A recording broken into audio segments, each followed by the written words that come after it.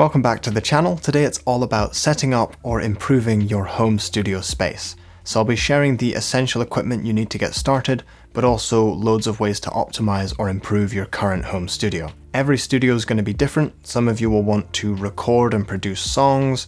Others might want to be recording yourself as a session musician, or even just creating a really cool place to practice your instruments and create arrangements. So if something I'm talking about doesn't quite apply, please use the chapter markers to just skip ahead to the next part of the video. So let's just get right into it. Whether you're using part of a room or you have a dedicated home studio space, it's not just about the gear, it's also about making a creative and comfortable environment for yourself. So we'll talk about that a little bit later, but let's just start with some of the essential equipment you need to get started. So you'll need a computer to be the centerpiece of your studio. You can get started on a phone, and you can also do quite a lot with a tablet or an iPad, but they make it much more difficult to connect other devices such as microphones, headphones, loudspeakers. My advice here is to just get started with whatever device you currently have. What you've got will likely be good enough to get you started. If you're looking for something that's a little bit more optimized for music production, let's talk a little bit about specifications. So let's start with the processor. If you're on Windows PC, something like an Intel i5 or higher will be absolutely smooth enough for what you're doing. And on Mac, any of the M1 chips are going to be completely overpowered for all the music softwares we're going to talk about in this video. The next thing to look at is the RAM. I would recommend 8 GB or more. That will let you create very large arrangements and use huge sample libraries. And then perhaps what makes the biggest difference to your system will be whether you're using solid state drives or hard disk drives. So if there's an option between a HDD or an SSD, definitely choose the SSD for your system drives. I'd recommend getting at least 250 GB and a lot more if you can. No matter how much storage you get on your system, you'll likely have to use external drives eventually anyway, but it really makes a big difference having at least 250 GB or more in your system. The next thing you'll need is a digital audio workstation, abbreviated to DAW or DAW. And this is a neat little application that tries to take the functionality of a large traditional recording studio and put it into one piece of software. So this is where you'll be able to record and arrange tracks, add effects, edit, mix your music. I would recommend trying a few demos and starting with free DAWs. I have a video which I'll link just up here and in the description, sharing my favorite free softwares. If you're starting out, I wouldn't recommend spending a penny here. The truth is, there are so many different DAWs that do almost exactly the same thing, but they all have very different workflows. So it's good to try a few and see which one clicks for you. And anything you learn in any DAW, you'll be able to translate and use in a different piece of software. All of the sort of basics, it's all universal between all the softwares. Don't worry about learning one and then having to scrap it and relearn another one in the future. The next thing you might need is an audio interface. So this is a device that will connect to your computer, usually over USB, but sometimes over Ethernet, and it will have high quality inputs for microphones. We'll talk about these later. It'll have high quality dedicated headphone amplifiers and connections to hook up studio monitors or loudspeakers. It also makes it very easy to adjust the gain and volume of everything you have connected to the audio interface, so you don't have to go into your computer's sound settings to adjust any of that. If you spend between £100 and £200 or dollars, you're usually getting an excellent price to performance device with all the features that you're going to need, certainly to start off with, but it might have all the features you need for your entire music career. Below that budget, I've found almost all the devices I've tested have either been lacking in some essential features, or they have issues with noise, hiss, and static when you're recording with microphones and listening in your headphones. And I also think going above that budget, you usually have to spend significantly more to get a device that's much better. You usually have to be spending, say, $1,000 or more, and at that point, you're usually getting something very specific to your needs. Let's talk about headphones. This is the first part of the video where I'm going to suggest you should focus your budget. I highly recommend getting one pair of very good headphones. It's not always a place a beginner would look to for spending money when they're building a studio, but the importance of good headphones cannot be overstated. So these are going to be the only thing giving you the truth about every decision you're making in the software, everything you record, every edit you make, if you can't hear it in crystal clear quality, then you don't know if what you're doing is beneficial or detrimental to the audio. And a high quality pair of headphones will also make your learning curve much quicker. Whenever you're watching tutorials or applying effects yourself, you'll be able to hear every detail and every nuance of what you're doing, and you'll just train your ears much quicker. This is a mistake I made when I started. I just got the cheapest headphones, and it made things really difficult to hear all those subtle balance changes when you're working with audio. If you want to record instruments or vocals for your music, you're going to need a high quality microphone. There's lots of different types of microphones. There's 4 sort of main categories that I'll share with you in just a moment so you can find what suits you best. But all of these are XLR microphones. So they need an XLR cable to connect to your audio interface, which then feeds the sound into your computer.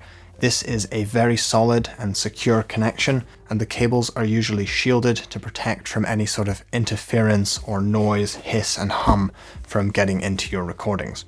So let's quickly go through the 4 types of microphones. So the first one is the large diaphragm condenser microphone, and this is often recommended to beginners because it is a good all-round microphone. It can record voice and instruments equally well. It's powered by your audio interface, so it will pick up every little detail. So if you're in a well-treated room or a really nice acoustic space, these can sound wonderful.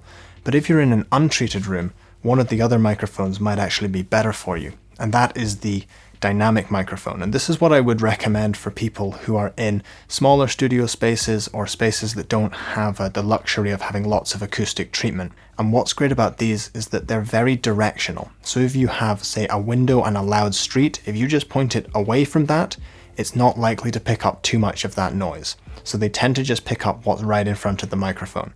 What I like with what Shure is doing is that they still make these sound very natural, so you could record vocals with these and a wide range of instruments and you wouldn't feel like you were sacrificing anything. They're not usually considered a first choice for beginners, but I don't know why, because I think in an untreated room, these sound significantly better when compared to a large diaphragm condenser. The next type of microphone is by far my favorite, and this is the small diaphragm condenser. Again, often overlooked by beginners, but this is the one you want if you're primarily just recording instruments. This is going to sound fantastic.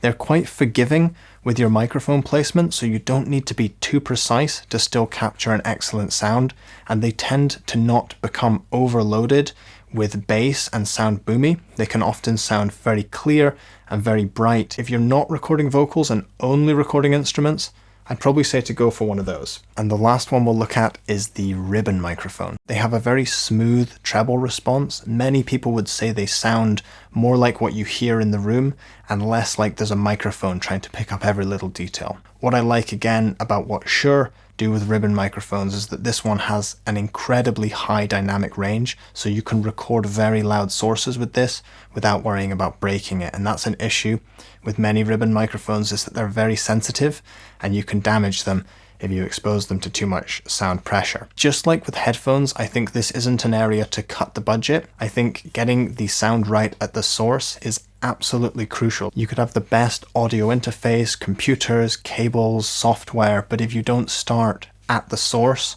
with a high quality microphone, I think you make it very difficult to try and fix things later. At this price point especially, you reach an area where there's no more compromises. So all of these microphones have phenomenally low noise.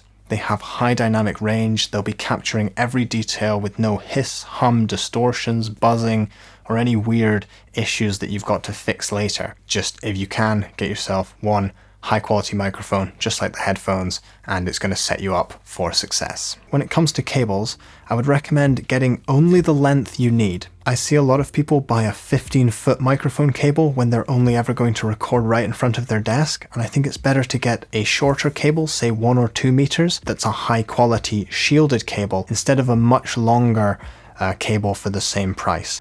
I think I've talked about cables long enough. I'm probably boring everyone at this point, so I want to very quickly talk about microphone stands. In the first 2 years of my music production journey, I bought and broke 3 cheap microphone stands. Then I bought one more stand. I just spent an extra $10 on it, and it's lasted me the last 5 years without breaking. Or I hope it doesn't break now because it's holding my microphone at the moment. It's definitely a buy it cheap, buy it twice sort of situation.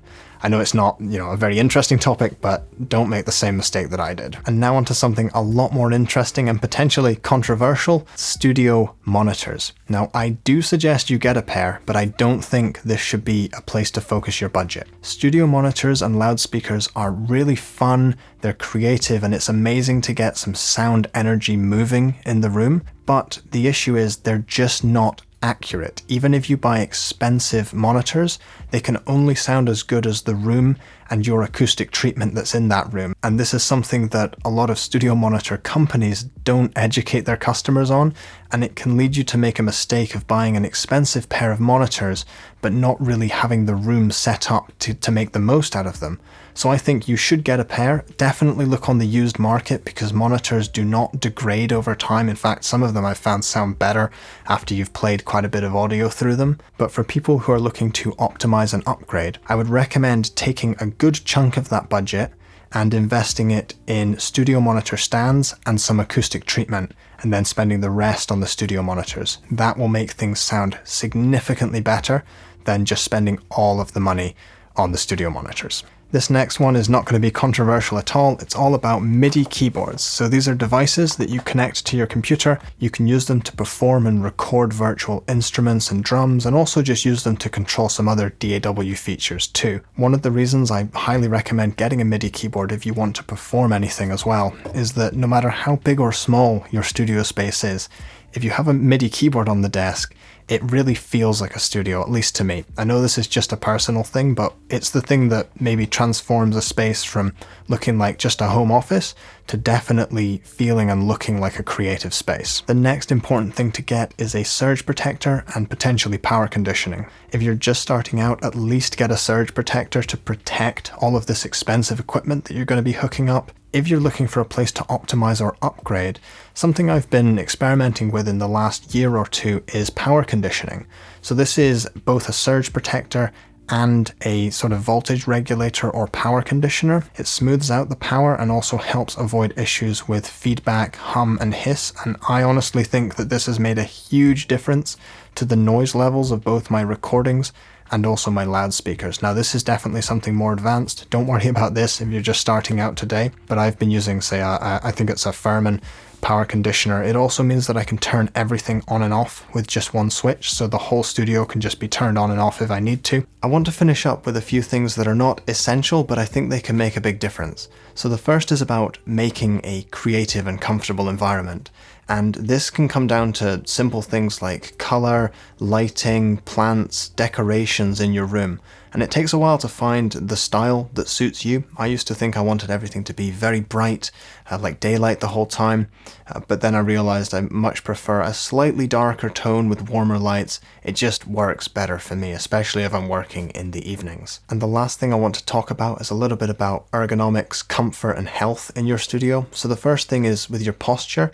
If you can, try considering raising your laptop screen up so that you're not hunched and rolled over like this. Laptops are great, but they tend to encourage this rolled over posture with your shoulders forward and your head down. Raise it up or potentially use a second monitor like I have here just to get your eye level up, and it'll encourage a much better posture in the studio. And then for your ears and eyes, just make sure that you're taking regular breaks for both your eyes on the screen and also your ears from that loud music. You can do damage to both if you're staring at screens for hours on end and if you're listening to loud music for extended periods of time. I do have videos about ear and eye health if you're interested in. I also want to make some updates to those videos too. To summarize, I'm just saying look after yourself and make sure that you're not associating your studio with being uncomfortable and tired and burnt out. I hope no matter what level you were at, you found something useful in that video. Let me know if you've got any questions or comments in the comment section down below, and I'll be happy to help. Bye for now.